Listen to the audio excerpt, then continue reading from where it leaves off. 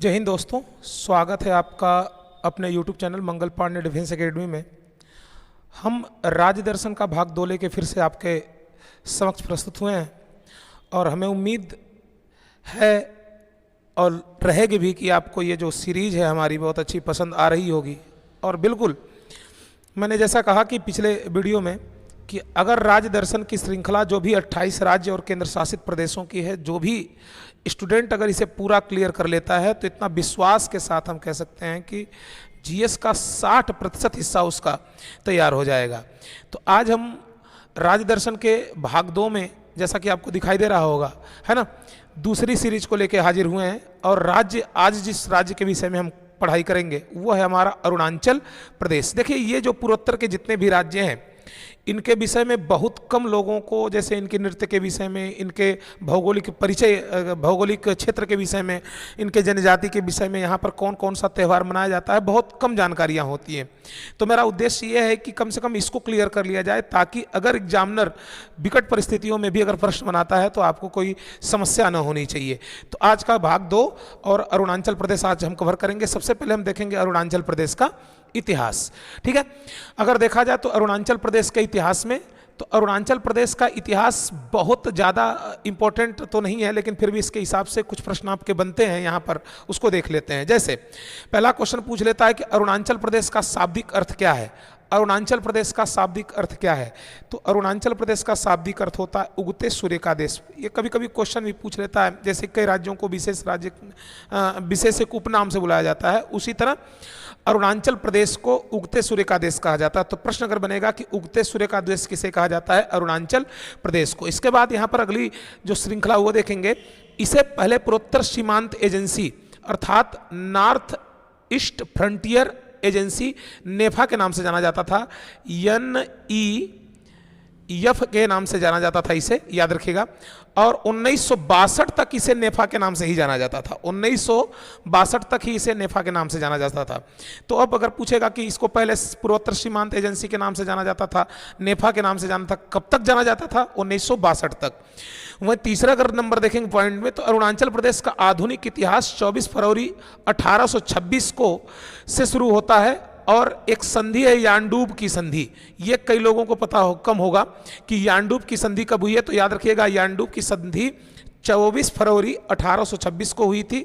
और अगर देखा जाए तो संधि होने के बाद, असम में ब्रिटिश शासन लागू होने के बाद, ये मतलब हम ये कह सकते हैं कि अरुणाचल प्रदेश का आधुनिक इतिहास 24 फरवरी 1826 को यानडूब संधि होने के बाद शुरू होता। तो क्योंकि यानडूब की संधि के बाद ये जो अरुणाचल प्रदेश है वो किसके शासन के अधीन आ जाता है? तो ब्रिटिश शासन के अधीन आ जाता है। ये बात को याद रखिएगा। तो क्वेश्चन बन सकता है आपका कि यानडूब की संधि कब हुई है?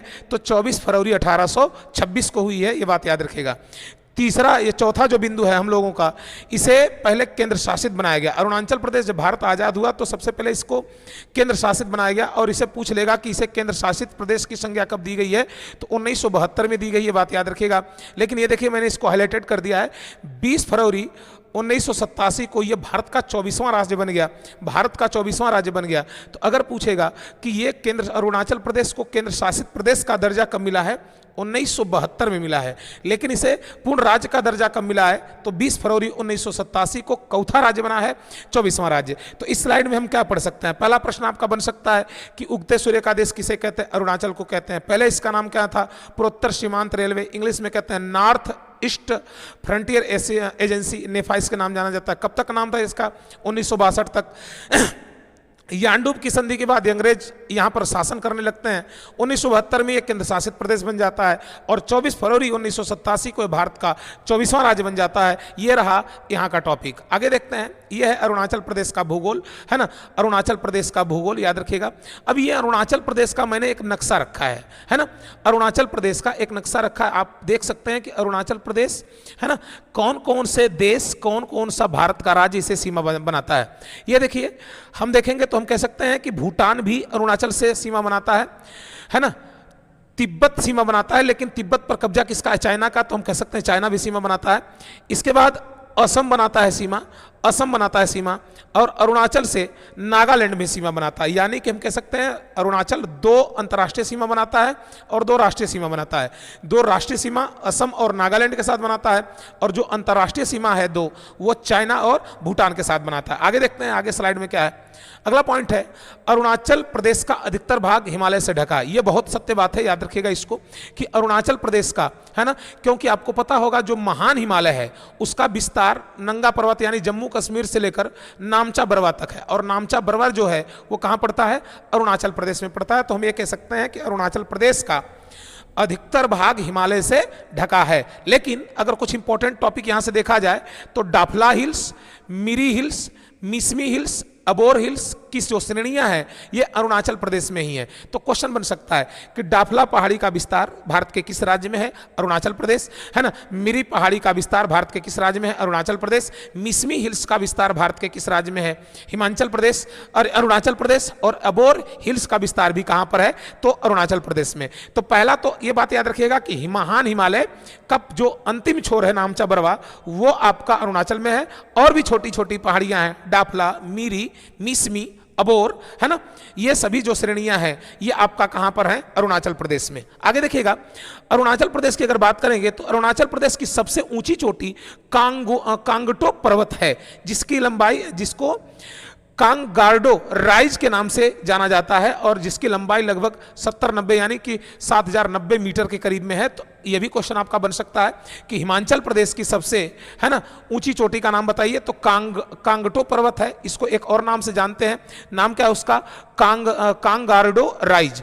तो कांगार्डो राइज या कांगटो पर्वत ये हिमाचल प्रदेश की सबसे ऊंची चोटी है, लंबाई भी मैंने बता दिया है 70-90 है। अगला पॉइंट देखते हैं, यहां पर है अरुणाचल प्रदेश की नदियां, ये पूछ सकता है अरुणाचल प्रदेश की नदियां। पहला तो क्वेश्चन ये बन जाएगा कि अरुणाचल प्रदेश में ब्रह्मपुत्र को किस नाम से जानते हैं, तो दिहांग कहा जाता है, ठीक है। पहला क्वेश्चन आपका ये बन जाता है कि अरुणाचल प्रदेश में ब्रह्मपुत्र जो नदी है इसको क्या कहा जाता है, दिहांग कहा जाता है, ठीक है ना, बात याद रखिएगा। लेकिन अन्य नदियां हैं, सियांग नदी, लोहित नदी, सुबनसिरी नदी, दिबांग नदी, है ना, कामेट नदी, कामेंग नदी, ये जो नदियां हैं अरुणाचल प्रदेश में। तो अरुणाचल प्रदेश की नदियां कौन कौन सी बाबू देख लें ध्यान से, सियांग, लोहित, सुबनसिरी, दिबांग और कामेंग, है ना। इसके बाद अगला पॉइंट है हमारा, है ना, अरुणाचल प्रदेश ब्रह्मपुत्र नदी को दिहांग कहा जाता है। देखो मैंने आपको बता दिया, है ना, अरुणाचल प्रदेश में ब्रह्मपुत्र नदी को क्या कहा जाता है, दिहांग।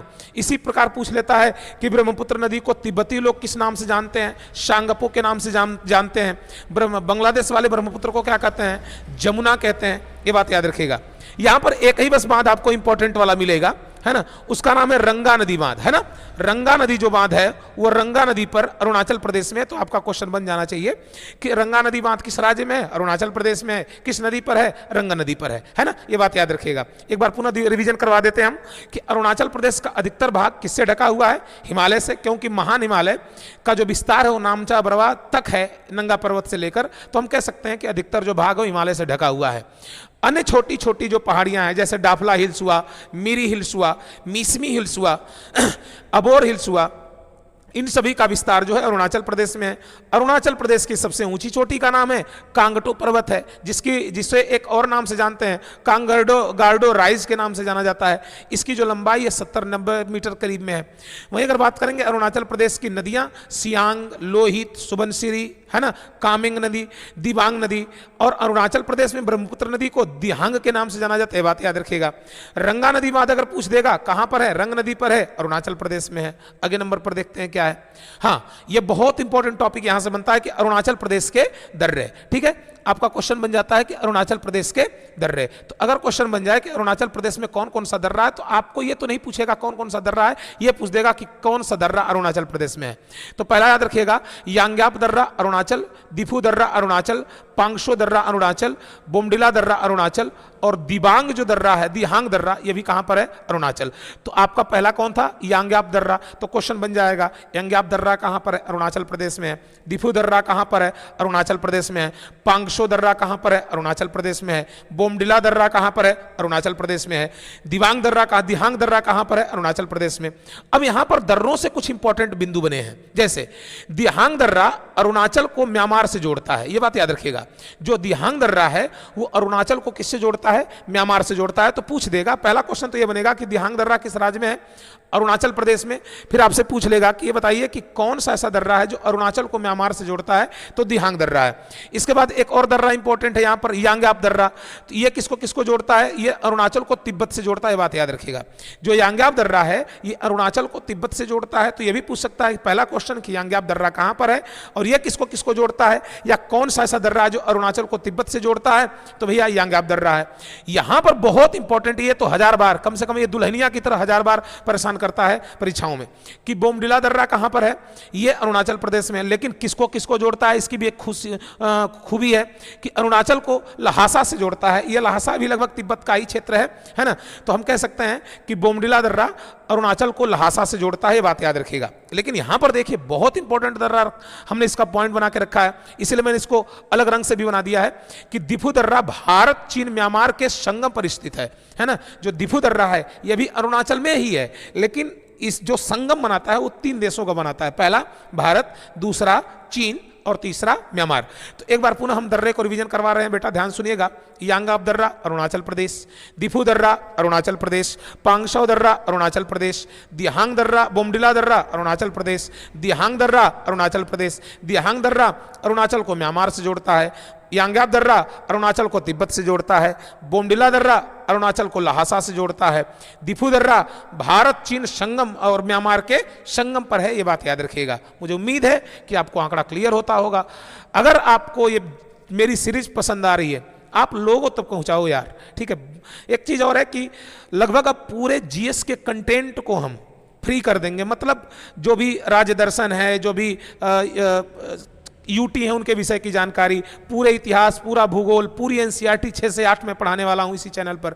लेकिन आप हमें थोड़ा सा उत्साह दीजिए। उत्साह का मतलब ये नहीं कि हम आपसे पैसा मांग रहे हैं, बस हम आपसे कह रहे हैं कि एक अच्छा कमेंट करिए और लोगों तक इसे पहुंचाइए, है ना। और अपना सुझाव देते रहिए कि सर इसमें और भी बेटर क्या हो सकता है, हम उस पर जरूर विचार करने का प्रयास करेंगे। आगे देखते हैं। अरुणाचल के प्रमुख झीलों की अगर बात करें, अरुणाचल के प्रमुख झीलों की बात करें तो देखिएगा अरुणाचल की प्रमुख जो झील है वो है गंगा झील। अब गंगा नदी नहीं है, गंगा झील है, सब पर ध्यान देना, गंगा नदी नहीं है, ये गंगा झील है। नागुला झील, माधुरी झील, माधुरी दीक्षित वाली, मोती झील, लेक ऑफ नो रिटर्न, ये देखो ये पूरे झील का नाम है, लेक ऑफ नो रिटर्न। पहला तो यही क्वेश्चन बन सकता है बड़ा अच्छा कि लेक ऑफ नो रिटर्न जो है वो कहां पर है? अरुणाचल में। गंगा झील कहां पर है? अरुणाचल में। देखो गंगा नदी नहीं है, गंगा नदी पर गंगा झील नहीं है, लेकिन गंगा झील कहां पर है? अरुणाचल में। नागुला झील अरुणाचल में है। माधुरी झील कहां पर है? अरुणाचल में है। मोती झील कहां पर है ना, ये अरुणाचल में है। लेक ऑफ नो रिटर्न कहां पर है? अरुणाचल में है। वही आगे बात करें, अब प्रमुख जलप्रपात देख लेते हैं कि अरुणाचल के प्रमुख जलप्रपात कौन कौन है। पहला नूरा नांग वाटरफॉल, ठीक है। इसका देखो थोड़ा सा ये जो पूर्वोत्तर के लोग हैं इन लोगों का नाम थोड़ा दुख देने वाला होता है। तो अगर हम बात करें नूरा नांग जलप्रपात कहां पर है आपका, तो ये आपका अरुणाचल में। इसको हम कहते हैं बोंग बोंग झरना, इसका एक और नाम है बोंग बोंग झरना, इसलिए मैंने इसको कोष्टक में कर दिया है। पहला नूरा नांग या बोंग बोंग झरना अरुणाचल में है। एक और है सिरकी जलप्रपात, ये भी आपका अरुणाचल में है ना।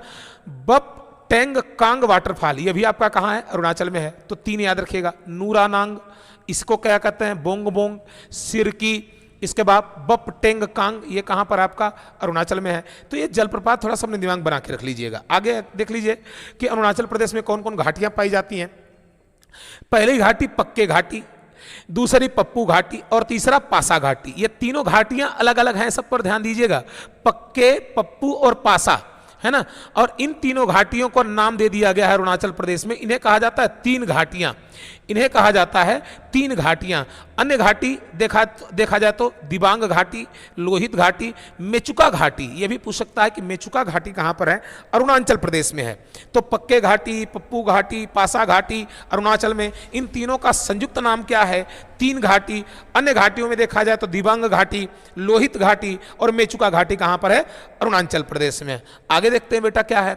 हाँ, अरुणाचल प्रदेश की प्रमुख जनजातियों के विषय में अगर बात करें, है ना, प्रमुख जनजातियों के विषय में अगर बात करें तो याद रखिएगा, पहला मोनपा, खोवा, तांगसा जनजाति, खंबा जनजाति, शिंगफो जनजाति। मोनपा है ना, खोवा जनजाति, तांगशा, ये सभी जनजातियां हैं। तांगशा जनजाति, खंबा जनजाति और शिंगफो जनजाति जो है अरुणाचल प्रदेश में है। तो अपने दिमाग में बैठा लीजिए, कुछ नहीं करना, बस दिमाग में बैठाना है। मोनपा, खोवा, तांगशा, खंबा, शिंगफो, ये कहाँ पर है? ये आपके अरुणाचल प्रदेश में है। वहीं अगर बात करेंगे मोनपा जनजाति, अब कुछ जनजातियों के विषय में कुछ विशेष फैक्ट्स हैं, उसको आपको याद रखना होगा। जैसे ये मोनपा जनजाति द्वारा ही लोसर महोत्सव मनाया जाता है। सब पर ध्यान दीजिएगा, जो लोसर महोत्सव अरुणाचल प्रदेश में मनाया जाता है, ये किस जनजाति के द्वारा मनाया जाता है? मोनपा जनजाति के द्वारा मनाया जाता है। और जो मोनपा जनजाति हैं ये मोपा नृत्य करते हैं, है ना, मोपा नृत्य करते हैं। मतलब कि मोनपा जनजाति से 3 क्वेश्चन बन गया हमारा। पहला क्वेश्चन आपका बना कि मोनपा जनजाति कहां पाई जाती है, तो आप बोलोगे सर अरुणाचल प्रदेश। मोनपा जनजाति कौन सा त्यौहार मनाती है बाबू? तो ये लोसर त्यौहार मनाती है। इसके बाद अगर देखा जाए मोनपा जनजाति कौन सा नृत्य करती है? मोपा नृत्य करती है। वहीं एक जनजाति है नीसी, जिसको मैंने यहां पे नहीं लिखा लेकिन यहां पर है। नीसी जनजाति अरुणाचल प्रदेश की सबसे अधिक आबादी वाली जनजाति है, जो कि झूम की खेती करती है ना। तो अगर आप झूम की कृषि का नाम सुने होंगे खासकर, है ना, तो अगर पूछेगा नीसी जनजाति या अरुणाचल प्रदेश की सबसे बड़ी जनजाति का नाम बताइए, नीसी जनजाति है। कौन सी खेती करती है, वो किसके लिए प्रसिद्ध है? तो झूम की खेती के लिए। एक और यहाँ पर जनजाति है जिसको हमने कहा है नोक्टे जनजाति। ये लोग थेर बौद्ध धर्म को मानते हैं और जीववाद का पालन करते हैं, है ना। जीववाद एक बौद्ध धर्म में एक शाखा है, एक विचारधारा है, उसका पालन करते हैं लोग। तो नोक्टे जनजाति भी कहाँ है? अरुणाचल में। थेर बौद्ध धर्म को मानते हैं लोग और जीववाद का पालन करते हैं लोग। तो अब देखो बहुत सिंपल सा दिमाग में क्रेज बन गया। मोनपा, खोवा, तांगशा, खंबा, शिंगफो जनजाति कहाँ पाई जाती है? तो आपका अरुणाचल में पाई जाती है। मोनपा जनजाति लोसर त्यौहार मनाती है और ये मोपा नृत्य करती है। नीसी जो जनजाति अरुणाचल प्रदेश की सबसे बड़ी जनजाति है और झूम की खेती करती है। नोक्टा जो जनजाति है ये लोग थेर बौद्ध धर्म को मानते हैं और जीववाद का पालन करते हैं। ये बात याद रखिएगा। विश्वास है कि आप लोग को समझ में आ रहा होगा। अब यहाँ पर देखिए बहुत अच्छी चीज़ें हैं और काफ़ी क्वेश्चन आप यहाँ से बना सकते हैं और बनता भी है कि प्रमुख लोक नृत्य, है ना, अरुणाचल प्रदेश के प्रमुख लोक नृत्य, अरुणाचल प्रदेश के प्रमुख लोक नृत्य जैसे शेर और मयूर नृत्य, ये क्वेश्चन बन सकता है। पोंग नृत्य, दामिंडा, नॉट दा, ये दामिंडा है, दामिंडा नृत्य, वांचो नृत्य, पोपीर नृत्य, ये अरुणाचल प्रदेश में है ना। तो पहला क्वेश्चन आपका देखो, ये सब फैक्चुअल है बेटा, कुछ नहीं करना है आपको, बस 2 बार 3 बार वीडियो देखो, ऑटोमेटिक क्लियर हो जाएगा पूरी कहानी, है ना, और कुछ नहीं है। और मैं बता दूं कि अगर वास्तव में ये टॉपिक अगर आप क्लियर कर लोगे तो फिर आप जो 60% जहां पर मार खा रहे थे वो मार खाना बंद हो जाएगा किसी परीक्षा में। तो शेर और मयूर नृत्य आपका अरुणाचल, पोंग नृत्य, दामिंडा नृत्य, वांचो नृत्य, पोपिर नृत्य, ये सब कहाँ होता है? अरुणाचल में। ये देखो पोपिर नृत्य ये गालो जनजाति के द्वारा किया जाता है। अरुणाचल प्रदेश में एक और जनजाति आपको मिल गई कि जो पोपिर नृत्य है वो अरुणाचल के गालो जनजाति के द्वारा किया जाता है। इसके बाद अगर देखा जाए, है ना, यहाँ पर देखिएगा शेर और मयूर नृत्य मोंटा जनजाति के द्वारा किया जाता है। जो शेर और मयूर नृत्य है वो किस जनजाति के द्वारा किया जाता है? तो मोंटा जनजाति के द्वारा किया जाता है। ये बात याद रखिएगा। चलो नृत्य जो है, चलो लोकू उत्सव के दौरान एक उत्सव मनाया जाता है। पहले तो याद रखिएगा चलो लोकू उत्सव, है ना, ये जो चलो लोकू उत्सव ये भी अरुणाचल प्रदेश में मनाया जाता है। तो चलो नृत्य, चलो लोकू उत्सव के दौरान चलो नृत्य किया जाता है, बात याद रखिएगा। अगला है वांचो नृत्य, वांचो जनजाति के द्वारा किया जाता है, ये भी बात याद रखिएगा। तो वांचो जनजाति के द्वारा वांचो नृत्य, चलो लोकू उत्सव के दौरान किया जाता है। इसके बाद याद रखिएगा कि आप शेर और मयूर नृत्य मोंटा जनजाति द्वारा किया जाता है। पोपिर नृत्य गालो जनजाति द्वारा किया जाता है। जो नृत्य लोक नृत्य है वहाँ के शेर और मयूर नृत्य हैं। इसके बाद पोंग नृत्य है, दामिंडा नृत्य है ना। इसके बाद वांचो नृत्य है, पोपीर नृत्य है। ये सभी कहाँ मनाए जाते हैं बेटा? तो अरुणाचल प्रदेश में। आगे देखिएगा अरुणाचल प्रदेश के प्रमुख राष्ट्रीय उद्यान एवं वन्यजीव अभ्यारण्य, प्रमुख राष्ट्रीय उद्यान एवं वन्यजीव अभ्यारण्य। जैसे पहला देखना, कुछ फैक्ट्स हैं उसको समझिएगा। नामदफा राष्ट्रीय उद्यान, सभी लोगों को पता होगा कि नामदफा राष्ट्रीय उद्यान कहां पर है? अरुणाचल प्रदेश। आपको पता होगा यह भारत का 4था सबसे बड़ा राष्ट्रीय उद्यान है नामदफा। बहुत राज की बात। अब ये देखो नामदफा तो क्लियर हो गया कि अरुणाचल प्रदेश में, लेकिन अगर पूछ देगा कि 4था सबसे बड़ा राष्ट्रीय उद्यान कौन है तो आपको नहीं पता होगा, क्योंकि पहला दूसरा तो पता होता है। हम चारों को कवर करने का प्रयास कर रहे हैं। जैसे अब देखिएगा, चौथा सबसे बड़ा राष्ट्रीय उद्यान आपका नामदफा है, लेकिन यहां पर एक और टॉपिक है। पहला तब कौन है भैया? तो पहला हेमिस राष्ट्रीय उद्यान है लद्दाख में, दूसरा डेजर्ट नेशनल पार्क है, ये आपका राजस्थान में है, तीसरा गंगोत्री नेशनल पार्क उत्तराखंड में है, तो चौथा कौन है? नामदफा। तो यहां पर हेमिस भी याद रखिएगा लद्दाख में, डेजर्ट दूसरे नंबर पर है राजस्थान में, गंगोत्री नेशनल पार्क जो है उत्तराखंड में है, और यह नामदफा राष्ट्रीय उद्यान ये चौथे नंबर पर है अरुणाचल प्रदेश में। अब देखना यहां पर लिखा है कि नामदफा जो राष्ट्रीय उद्यान है इसका नामकरण नामदफा के नामक गिलहरी के लिए प्रसिद्ध है, जो आखिरी वर्ष 1981 में देखा गया। मतलब देखो, एक नामदफा नाम की गिलहरी है जो केवल यही राष्ट्रीय उद्यान में पाई जाती थी, लेकिन अब लगभग विलुप्त हो चुकी है। आखिरी बार जो नामदफा नामक गिलहरी है 1981 में देखा गया, और इसी के नाम पर इस राष्ट्रीय उद्यान का नाम नामदफा राष्ट्रीय उद्यान रखा गया। अब यहां पर एक और मैंने फैक्ट रखा है, भारत में पाई जाने वाली एकमात्र लंगूर की प्रजाति है ना, हुलाक गिब्बंस है ना, हुलाक गिब्बंस भी कहाँ पाए जाते हैं? राष्ट्रीय नामदफा राष्ट्रीय उद्यान में पाए जाते हैं। तो ये बात याद रखिएगा, कौन सा ऐसा राष्ट्रीय उद्यान है जहां पर केवल एकमात्र लंगूर की प्रजाति जिसका नाम है हुलाक राष्ट्रीय उद्यान, हुलाक गिब्बंस पाए जाते हैं नामदफा में। नामदफा का नाम नामदफा क्यों पड़ा? क्योंकि वहां पर नामदफा नामक गिलहरी पाई जाती है, वो आखिरी वर्ष 1981 में देखी गई। वहीं अगर देखेंगे जो नामदफा है ये है कहाँ? अरुणाचल में, चौथा नंबर का राष्ट्रीय उद्यान है, चौथा सबसे बड़ा है। पहला कौन है? हेमिस, दूसरा कौन है? डेजर्ट, तीसरा कौन है? गंगोत्री, चौथा कौन है? नामदफा।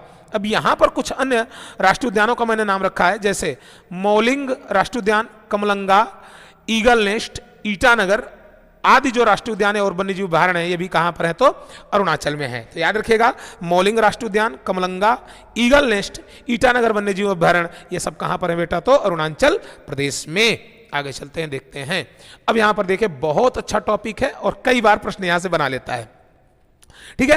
देखिएगा, तो अगर पहले हम बात करेंगे कि अरुणाचल प्रदेश में, क्योंकि हम अरुणाचल प्रदेश को ही पढ़ रहे हैं, है ना, अरुणाचल प्रदेश को ही पढ़ रहे हैं, तो अगर बात करें कि अरुणाचल प्रदेश में कौन सा त्योहार और कौन सा महोत्सव मनाया जाता है, कौन सा मेला लगता है, तो पहला जो महोत्सव मेला है वो है परशुराम कुंड मेला। बहुत इंपॉर्टेंट है, कई बार पूछ चुका है, जानते हो, यही सब तो करंट अफेयर में उठा के पूछ देता है कि हाल ही में कहां पर परशुराम कुंड मेला मनाया गया है, तो हमको लगता है कि पहली बार मनाया गया। नहीं, वो उनके कल्चर पर आधारित है, ठीक है।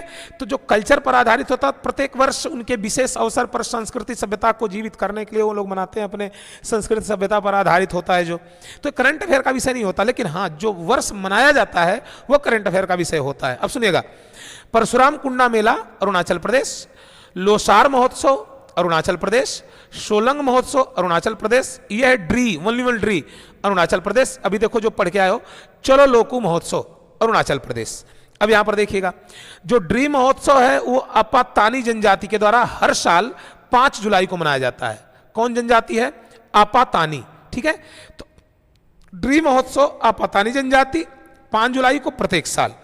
अब देखिएगा, सोलंग महोत्सव जो है अरुणाचल का सबसे लोकप्रिय फसल उत्सव है। फसल उत्सव का मतलब होता है, जैसे आप कई बार जैसे बैसाखी आप देखे होंगे तब मनाया जाता है जब गेहूं की फसल कट जाती है, उसी तरह लगभग ये जो अरुणाचल प्रदेश में जब फसल कट जाती है, मतलब फसल पूरी परिपक्व अवस्था में कट पीट कर अपने उनके आवास में चली जाती है, लोग निश्चिंत हो जाते हैं कि अभी कोई प्राकृतिक आपदा फसल को परेशान नहीं कर सकती, तो इस खुशी में अरुणाचल के लोग सोलंग उत्सव मनाए जाते हैं। तो इसी को कहा गया है फसल उत्सव। तो याद रखिएगा, सोलंग उत्सव कहाँ मनाया जाता है? अरुणाचल प्रदेश में। एक है लोसर तिब्बती, ये अरुणाचल प्रदेश में, ये तिब्बत का भी त्यौहार लेकिन अरुणाचल में भी मनाया जाता है। ये नव वर्ष के दौरान मनाया जाता है ना, ये प्रमुख त्यौहार है, याद रखिएगा। अगला है आपका परशुराम कुंड मेला। ये जो है बेटा हर साल मकर संक्रांति के अवसर पर मनाया जाता है। तो पहला क्वेश्चन आपका ये बनेगा कि परशुराम कुंडा मेला कहाँ मनाया जाता है? तो अरुणाचल प्रदेश में। किस अवसर पर मनाया जाता है? प्रत्येक साल मकर संक्रांति के अवसर पर मनाया जाता है। इसी अवसर पर आपको पता है हमारे गोरखपुर में एक मकर संक्रांति के अवसर पर, है ना, मेला लगता है जिसको हम कहते हैं खिचड़ी मेला। तो पूछ लेगा ये भी कभी कभी जीवन में खुशहाली लाने के लिए कि खिचड़ी मेला कहाँ मनाया जाता है? तो अरुणाचल प्रदेश में। वहीं अगला देखें बेटा, महत्वपूर्ण बिंदु, ये सब थोड़ा सा हम जानबूझ के रखते हैं ताकि आपको कोई दिक्कत ना हो।